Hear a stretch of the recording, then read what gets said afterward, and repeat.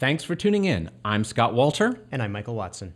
In this episode, we look behind the battle over President Trump's judicial nominations. This is the InfluenceWatch podcast.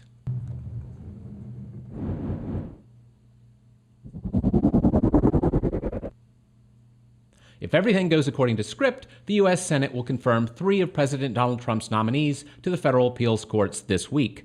That means in total, the Senate will have confirmed 12 of the president's nominees at that level, more than former President Barack Obama saw confirmed in his first year in office.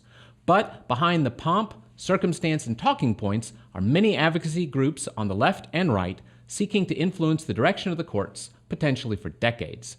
The White House has consulted with Leonard Leo of the conservative-leaning Federalist Society and also taken support from Judicial Crisis Network, an advocacy group, to find candidates whose judicial philosophy stresses the need to follow the original meaning of legislative texts.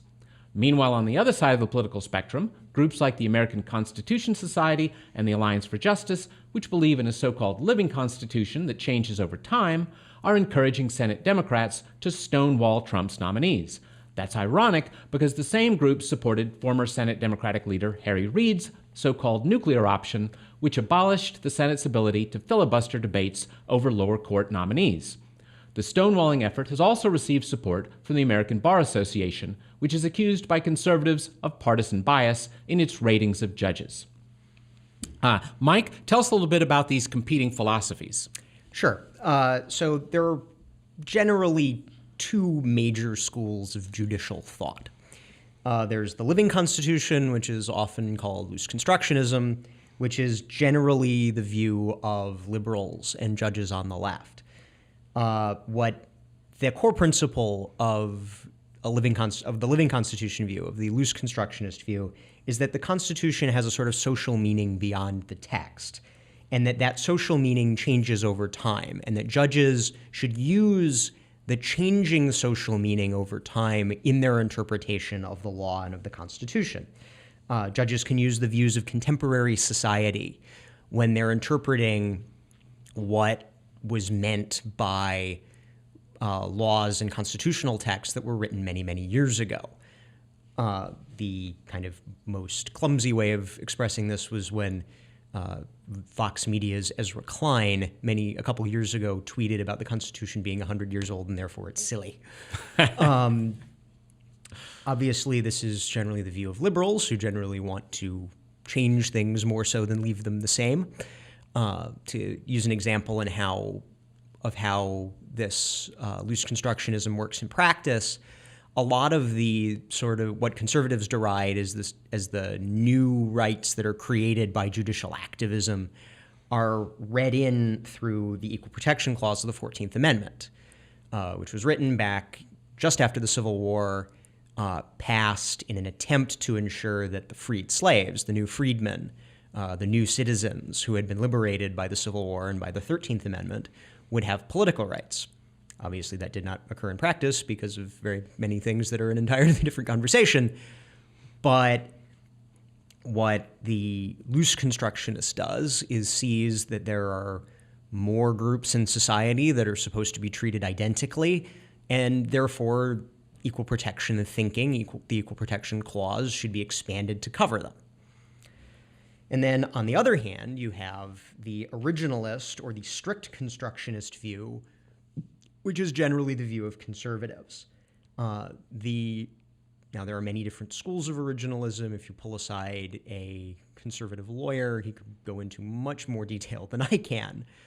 But the general idea is that when constitutional texts or when laws or when constitutional amendments were written, they had a meaning that was understood at the time.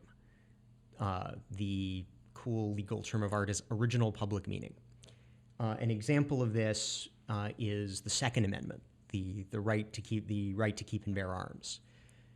Conservatives believe, originalists, strict constructionists believe that because there's a whole bunch of evidence that at the time of the passage of the amendment, that the right of the people to keep and bear arms clearly and without real question meant the citizens and not some organized government-created militia, then that's what it means, and that you can't change that understanding unless you actually go through the process laid out in the Constitution to amend the Constitution. Yep. Now, the folks who believe in the living Constitution even take that so far as to say that other countries' laws should influence the way that we interpret our Constitution. Is that right? Some do. Some do. There is a debate among liberal legal scholars about to what extent other countries' laws inform that social meaning, inform that contemporary thinking that can modify the meaning of the legislative text over time. The extent, there are enough originalists that isn't a super common view in the law, at least so far as I am aware. Yeah. I think some Supreme Court justices sitting occasionally do that, but of course they then have been slammed by the other side for pointing out that, okay, does that mean that we're going to have the far more restrictive of abortion laws that Sweden, for instance, has? Or are we going to decide that homosexuality should receive the death penalty as still other countries have? So it's that's quite a picking and choosing thing. But I guess the bottom line is the question of are judges supposed to keep the Constitution in tune with the times, or are they supposed to try to keep the times in tune with the Constitution? That's not an unreasonable short way of thinking about it. Yeah. Well, let's talk a bit about some of the folks who are up before the Senate for consideration this week. Tell us about them. Sure. So the Senate calendar, which is controlled by Majority Leader Mitch McConnell, brought up 3 of the president's nominees who had made it to the floor. On the floor today is a gentleman by the name of James Ho of Texas, who was nominated to the Fifth Circuit Court of Appeals. He is the former Solicitor General of Texas under Greg Abbott, who is now the governor but was Attorney General at the time. He is a former law clerk for Associate Justice Clarence Thomas. He is 44. We will get to why ages are important in our later conversations. And interestingly, he was born in Taiwan and is the second prominent Taiwanese-born person nominated by Donald Trump. Of course, the other is Elaine Chao, the Secretary of Transportation. Yesterday, too much rejoicing among conservative Washington, D.C. Twitter, because he is a Twitter personality of note. Another Texan, Don Willett, was confirmed by a 50 to 47 vote. He is, or effective until he is sworn in, a justice of the Texas Supreme Court. He is 51, and a lot of the sort of libertarian, especially on the libertarian side of originalism and of the right, really like his jurisprudence. Yep. But Senator Al Franken and he, on the other hand, have not been as friendly. No, Senator Al Franken, soon to be not Senator Al Franken. Soon? Well, soon if you believe him. During Willett's confirmation hearing, both outgoing, we think, Senator Al Franken and Senator from Vermont Patrick Leahy blasted then Justice, now Judge Willett for a couple of jokes that he made on Twitter, which were maybe a little intemperate, but not evidence of actual. They were trying to make it out that these were actual evidence of discrimination, which many people who he has worked with have come out and said is absolute bunk. And then, of course, Al Franken, it was revealed, was caught up in the Pervnado, as we mentioned last week. Yes. So, and what about Stephen Grass? So on Tuesday, the Senate confirmed Stephen Grass, a former Chief Deputy Attorney General of the state of Nebraska, notable for arguing in a case before the Supreme Court, Stenberg v. Carhart, which attempted to defend Nebraska's ban on partial birth abortion. He lost that case, and however, a later case on the federal law, which currently prohibits the practice, was upheld. The Supreme Court did say that that was okay. So there was some technical difference between the laws and also a change in the composition of the court. Yep. Now, the Grass nomination takes us into our specialty here, which is the the groups trying to influence this public policy process. In his case, the American Bar Association has played an important role. Can you tell us a bit about that? Sure. Grass had been found unanimously not qualified by the American Bar Association. And the only reason that people mentioned why they did that was because he wrote a law review article in 1999, in which he argued that it was not the responsibility of lower court judges to get ahead of the Supreme Court's precedents, especially on abortion. The American Bar Association took that to mean that he would rule against precedent, even when he is bound by precedent as a lower court justice. What do I mean by that? The Supreme Court when the Supreme Court makes a decision, that decision and that reasoning is binding on every court in the nation. The appeals courts, if they make a decision, that's binding on all the district courts in their region. So if it's the D.C. Circuit Court, it's binding on the D.C. District Courts. If it's the Second Circuit, it's binding on New York and a couple of other states. But it's not necessarily binding on the Ninth Circuit, which is in California. So as a lower court judge, you can't overturn the Supreme Court. You can set precedent where the Supreme Court precedent is unclear, which is why circuit courts are important. But where the Supreme Court precedent is clear, the most you can say is, I think the Supreme Court precedent is wrong, but I must rule in favor of the Supreme Court precedent because it is my job. So Grass said that if the Supreme Court says that I have to rule in a certain way that a judge has to rule in a certain way about an abortion-related precedent, I just have to apply the letter of that, not go beyond it and expand an already, what many originalists argue is overexpanded line of cases on abortion anyway. The American Bar Association argued that was an example of, quote, bias and lack of open-mindedness. Now, what is the American Bar Association? It is a voluntary membership organization of lawyers. And it is primarily funded by the dues paid by lawyers. Lawyers tend to lean pretty liberal. A study by Verdant Labs found that people in the legal industry broke about 3-to-1 Democrat versus Republican. And this gives it an incentive to represent its members who are mostly liberal, and it represents them in fairly liberal ways. The resolutions that the American Bar Association passes at its convention tend to be fairly liberal. And there's also an element of self-interest here, right? Conservatives are generally thought of as preferring less government, liberals as preferring more government, and of course, the way the government grows is through laws and regulations, which can only be dealt with by paying good sums of money to attorneys. There's certainly an element of that where the more the government does, the more compliance and who runs your compliance department? Attorneys. In its assessments of judges, which the ABA insists are very neutral, they have long been suspected of having a bias in favor of Democratic nominees in rating their qualifications. There was a 2012 study of nominations from 1977 to 2008, and it found, and I'm quoting directly from the abstract, evidence of bias against Republican nominees in the ABA's ratings. There's clearly evidence of bias here. Yep.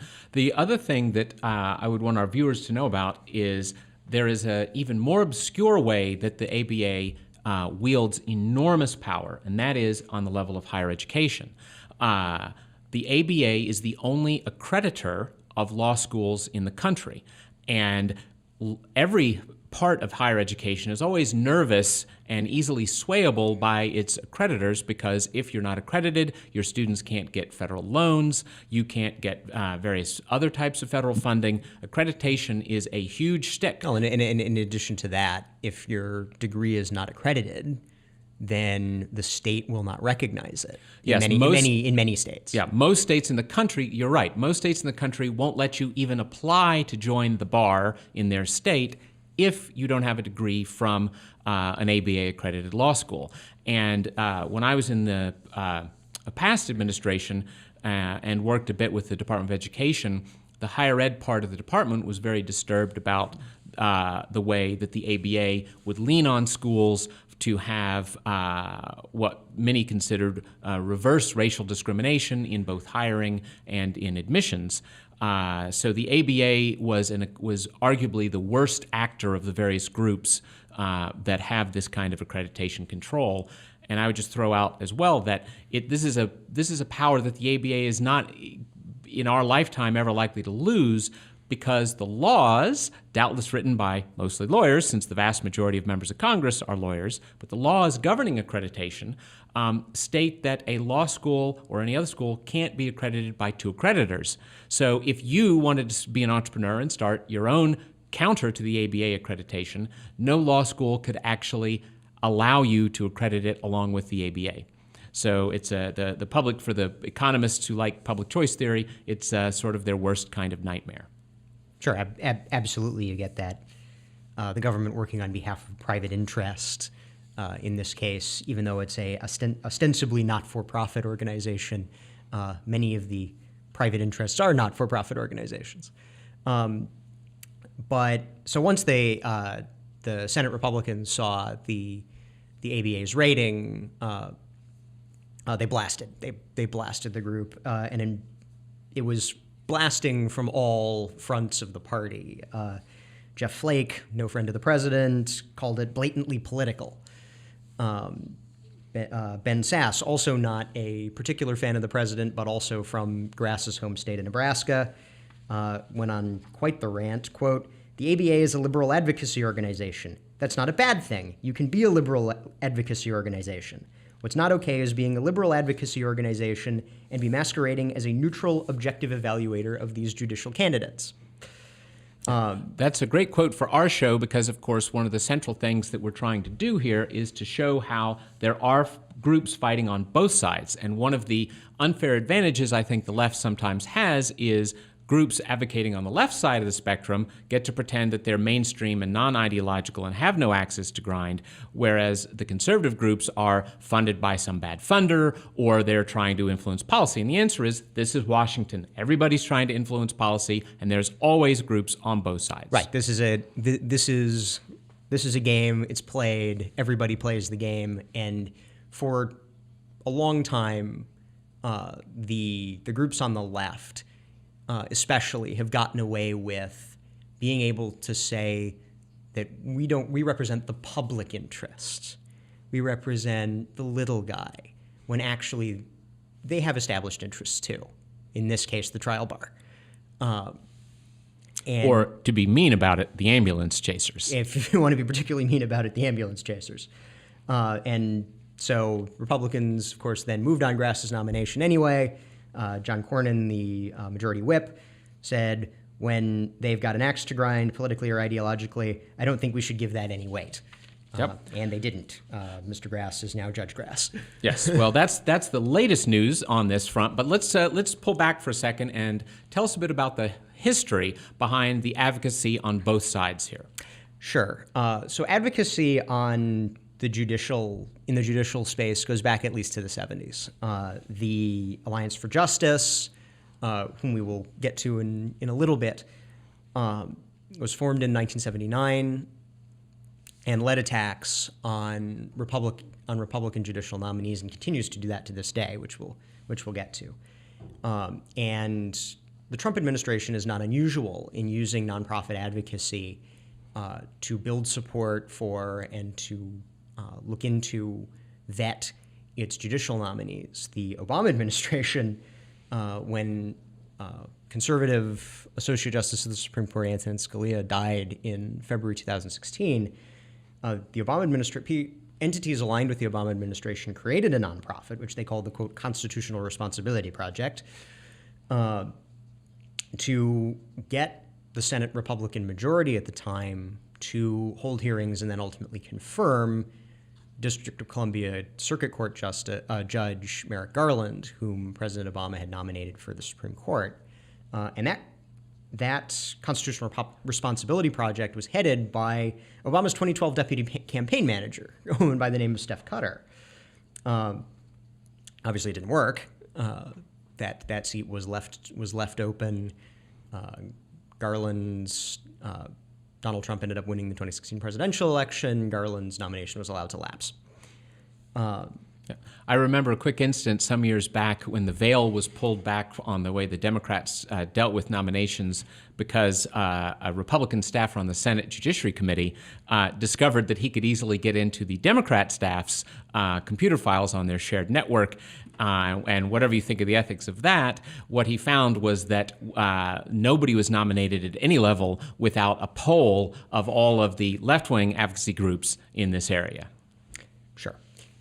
So what the left has been trying to make a big stink out of is the influence of the Federalist Society, which is principally a membership organization of conservative and libertarian-leaning lawyers and legal scholar types.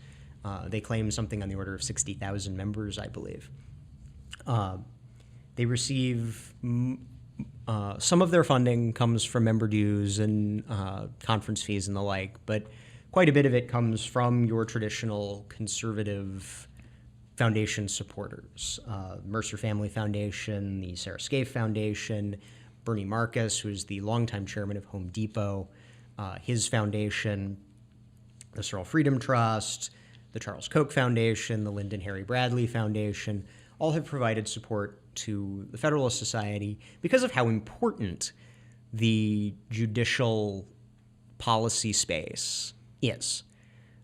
For a long time, conservatives have believed that, who cares if we win elections, because liberal judges, loose constructionists, living constitutionalists will simply concoct out of the zeitgeist and the spirit of the times that our law is invalid. And that, in the 2016 election, played a major role in how Donald Trump ended up winning.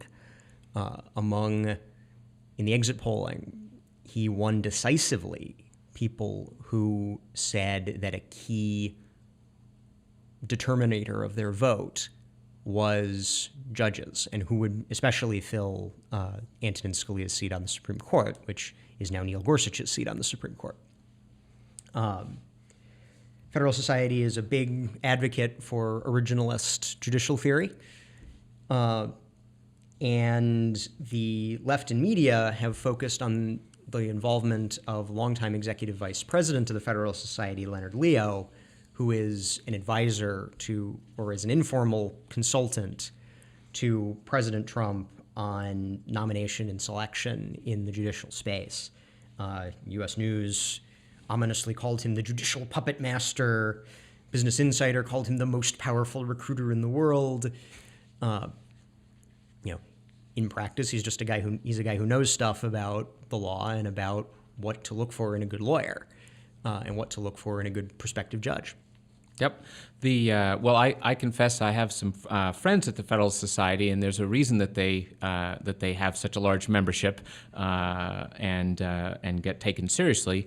Anybody who went to their website and looked at the conferences that they hold around the country at law schools and elsewhere would see that they are scrupulous about having the very highest level of debate. That is to say, if you go to a Federalist conference, if you didn't know as a conservative group, you might not figure it out, because you would see vigorous advocates on both sides of the political spectrum fighting over every issue that is in the courts. I believe it came out that during the confirmation hearings over now Associate Justice Gorsuch, that now Associate Justice Elena Kagan, who was appointed by President Obama and is a pretty liberal justice with a fairly consistent living constitutionalist view, participated in a debate that was sponsored by the Federalist Society. And the Democrats are, of course, trying to say that these are extremists who want to make women barefoot and pregnant and all that nonsense that they spew about anybody on the right. And that was brought up as evidence that, no, this is a serious intellectual society, a serious intellectual program that wishes to grapple with the important philosophical and practical debates about the the Constitution and about American law and policy. Yeah, and I would say to pull back the broader point, given a lot of the craziness that we now see on college campuses and elsewhere in America, that the capacity to sit down with somebody with whom you profoundly disagree and have a thoughtful argument rather than a shouting match or violence is perhaps a very good thing that needs to be encouraged. But let's switch to the other side of the spectrum now. Tell us a bit more about the left-wing groups that are pushing back against the conservative nominees that people like Leonard Leo helped the president to select. Sure. So the liberal groups find themselves in an unpleasant scenario because they have taken away the strongest manner to quote unquote resist, and it was mostly their own doing. During the second term of President Barack Obama, a lot of these groups really pushed hard for what was called the nuclear option. Then Senate Democratic leader Harry Reid, who was the majority leader from 2007 to 2015, basically used a parliamentary trick to rule that actually you can change the rules of the Senate with a simple majority, even though there are rules in the Senate that call for more than a majority. To change the rules. They call for more than majority to change the rules, more than majority to do something, most importantly. And as a result, he made it that instead of needing 60 votes to cut off debate and proceed to a vote on a judge, you only needed 51, or 50 in the vice president. As a result, because Republicans have more than 50 in the vice president right now, the Democrats' ability to block Republican nominees, either because they don't think they're qualified, nobody really gets denied for that, or because they profoundly disagree with their judicial philosophy, or because, oh boy, that guy might be a Supreme Court nominee here. The Federalist Society types will wave the bloody shirt of George W. Bush nominee Miguel Estrada, who was denied a vote on a filibuster to a seat, I think it was on the D.C. circuit. It was, yeah. And Democrats were terrified of him because he was an immigrant from Latin America and was widely seen as a shortlister for a potential Supreme Court vacancy if he got his seat on the D.C. circuit. And the prospect of voting against the first Hispanic nominee to the High Court was something that gave them the shivers. It was something that gave them the shivers. In the short run, it paid off. They got to nominate President Obama got to nominate Sonia Sotomayor, the first Hispanic nominee to the Supreme Court. Democrats thought they had won that, but unfortunately, by burning everything down, they cleared the way. Now, because the Democrats for a long time believed they would never lose another election, made many short-sighted decisions, none potentially more short-sighted than clearing away the filibuster, allowing a Republican president and a Republican Senate majority to appoint essentially at will. Yep. There's also talk a bit about the Alliance for Justice. That's another one of the powerful groups. Sure, they're the sort of principal group that pushed this They're the longest left of center living constitutionalist advocacy group. They go back to the Reagan and H.W. Bush Supreme Court fights. They were one of the groups that led the ultimately successful effort to block the nomination of originalist Judge Robert Bork, who was appointed to the vacancy that would later be filled by Anthony Kennedy, and then also dug up the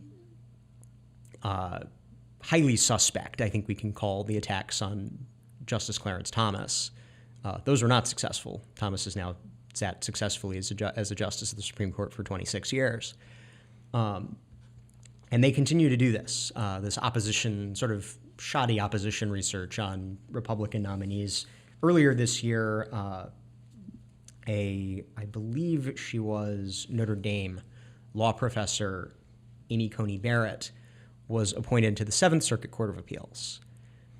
And the Democrats dug up this attack based on a law review article that she had written that they had misinterpreted, claiming about where she ruminated on what happens if a judge is bound by precedent to rule contrary to his or her religion. And she ruled ultimately that you have to, the law is a sufficient good that you must rule as you must rule.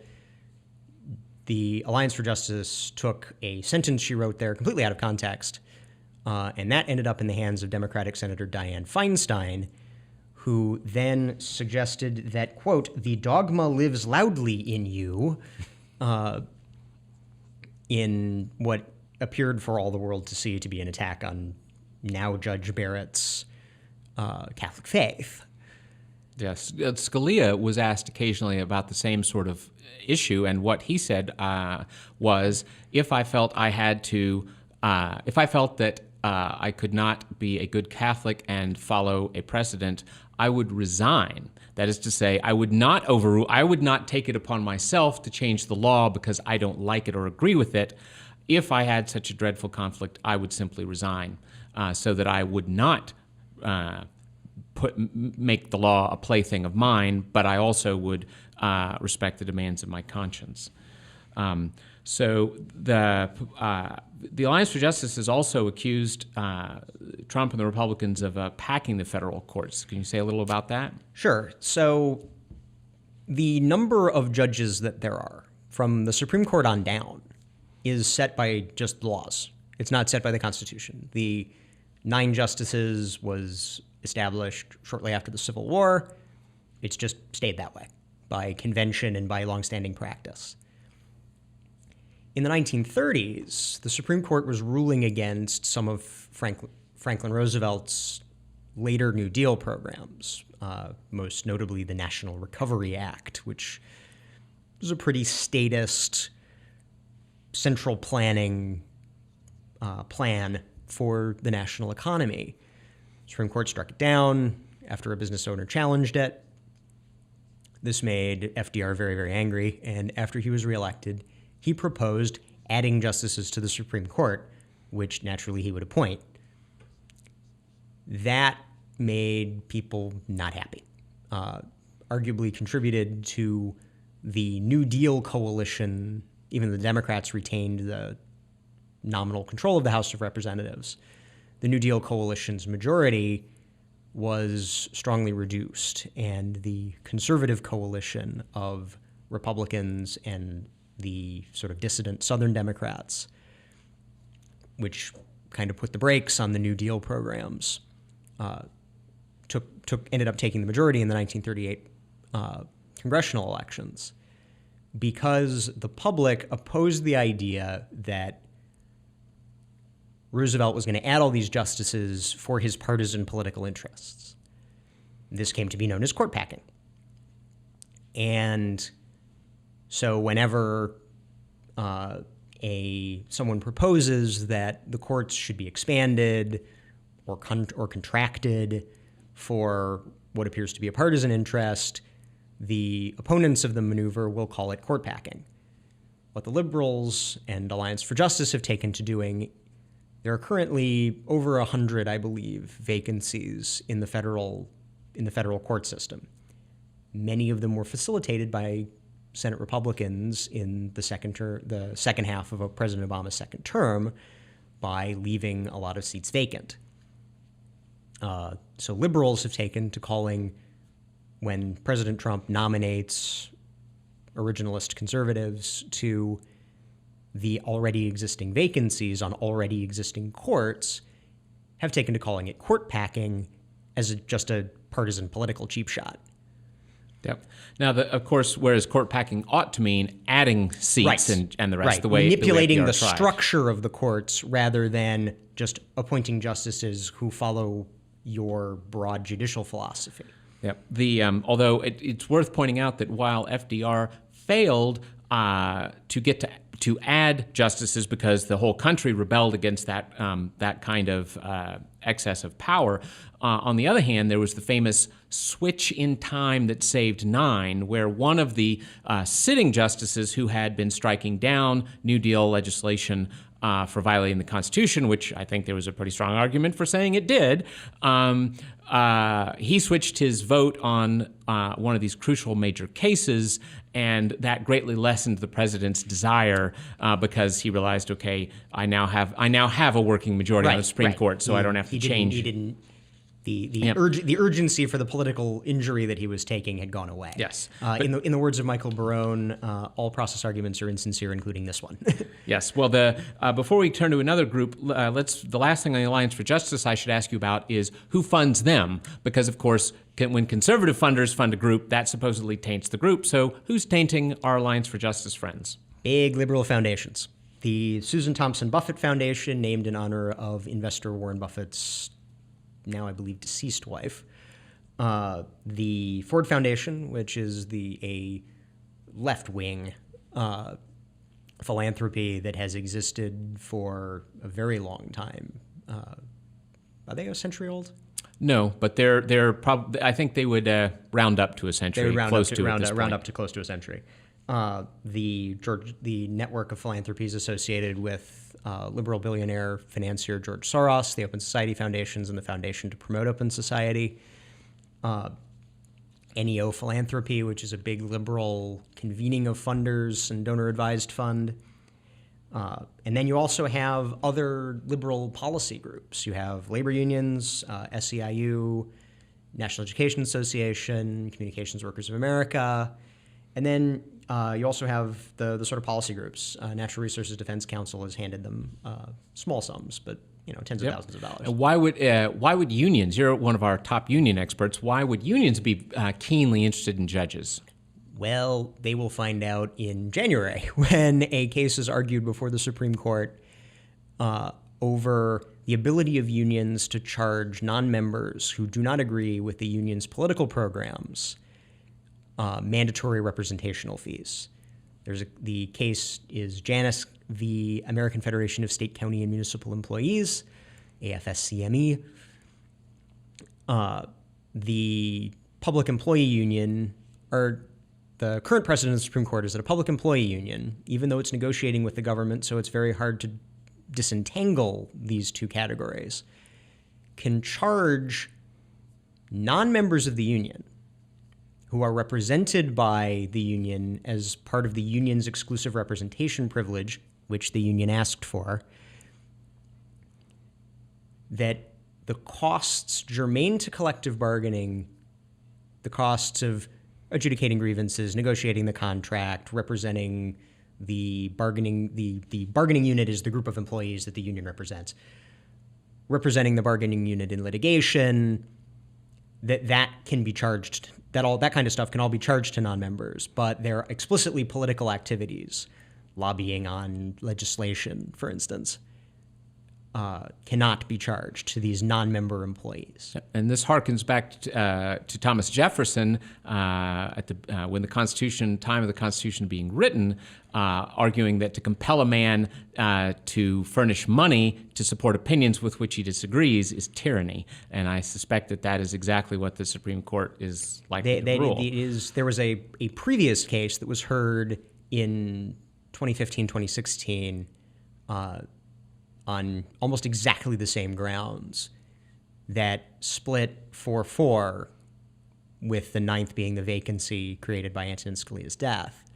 So this is almost a rehearing, and it is widely suspected that Justice Gorsuch will find that there is no way to disentangle, as among other people, Franklin Delano Roosevelt, no enemy of the American working man, not traditionally thought of as an enemy of the American working man, once wrote to a federal employees association that to collectively bargain with the government is impossible, because everything the government does is ostensibly controlled by the electorate, which is electoral, which is political. Yep.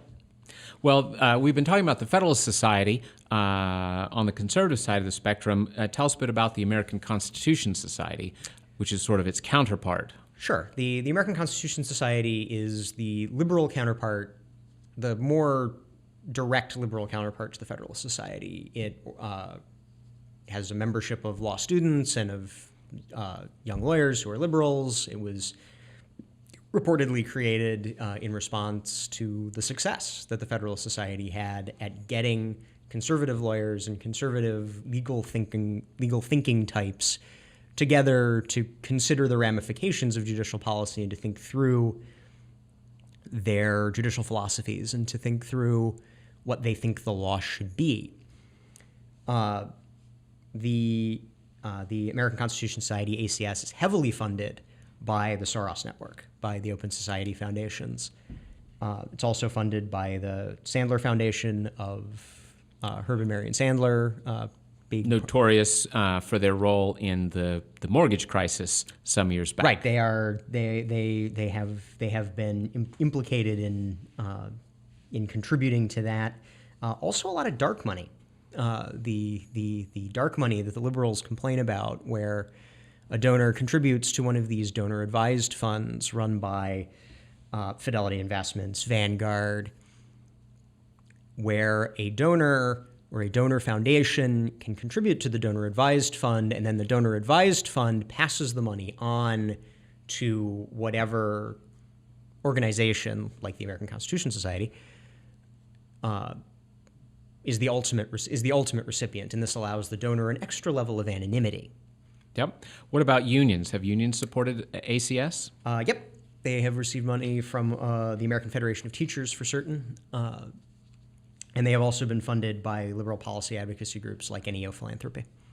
Yep. Well, we should start wrapping up, I think. But let's pull back again for the big picture here of.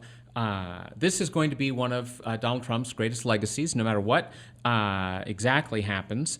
And you made a point earlier about how the ages of the people being nominated and confirmed make a difference.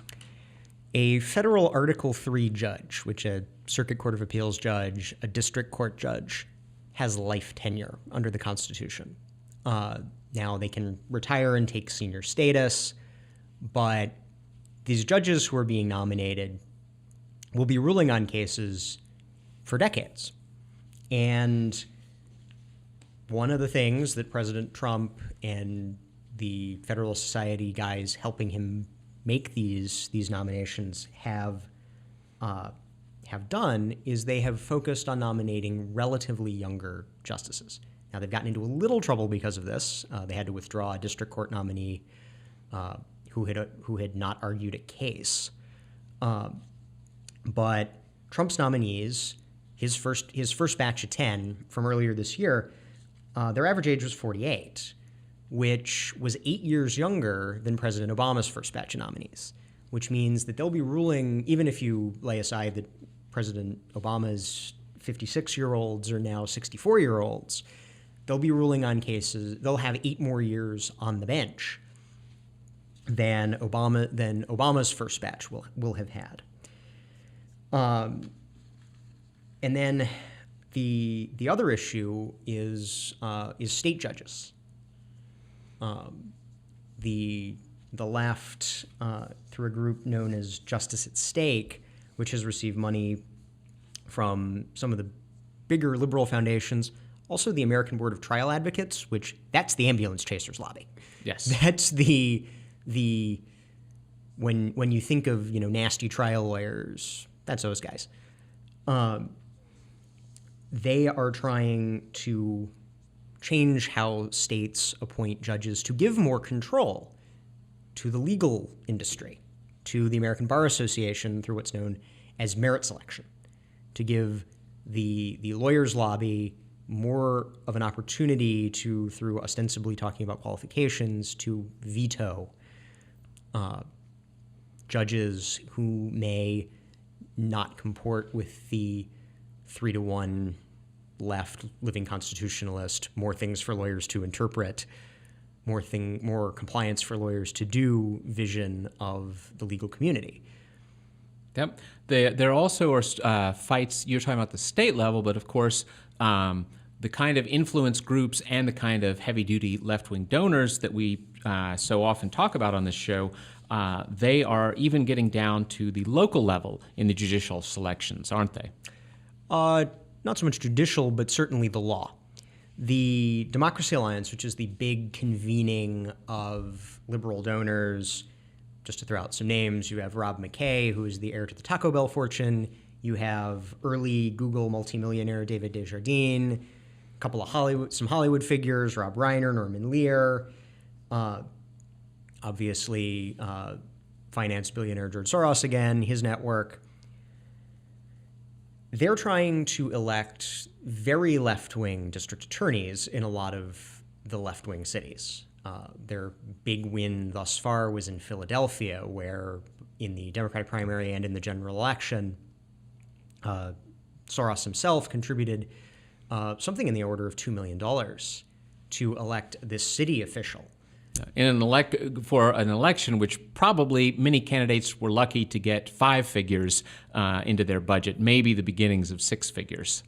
Yeah, not 7. $2 million for a city election in a city that is not New York is almost unprecedented, especially for a non-mayoral election. But the district attorneys have the ability to have a real serious impact on the policies of crime and punishment, and that is making those policies more lenient is a big goal of the Democracy Alliance and the groups that it has supported. Yep. Well, thank you so much. So in this show, we have gone from the local level to the highest court in the land. And if you want more information, there's always lots more at InfluenceWatch.org. That's our show for this week. If you're listening to this on iTunes or Stitcher, know that we broadcast a live video version of this podcast at 10 a.m. on Thursdays on Facebook Live and on YouTube. And you can find our pages by searching Capital Research Center. If you're watching the video version, we encourage you to subscribe to the audio on your preferred podcast platform. See you next week.